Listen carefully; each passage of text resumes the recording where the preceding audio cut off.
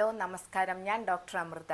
ഇന്ന് നമ്മൾ സംസാരിക്കുന്നത് വളരെ പ്രധാനപ്പെട്ട ഒരു വിഷയത്തെക്കുറിച്ചാണ്, വിറ്റാമിൻ B12 കുറവിനെക്കുറിച്ച്.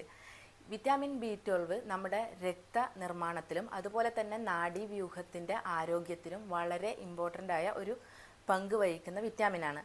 ഈ വിറ്റാമിൻ്റെ കുറവ് മൂലം പല ലക്ഷണങ്ങളും പല ആരോഗ്യ പ്രശ്നങ്ങളും നമുക്കുണ്ടാവാം. ഇതെന്താണെന്ന് നമുക്കിന്ന് വിശദമായി നോക്കാം.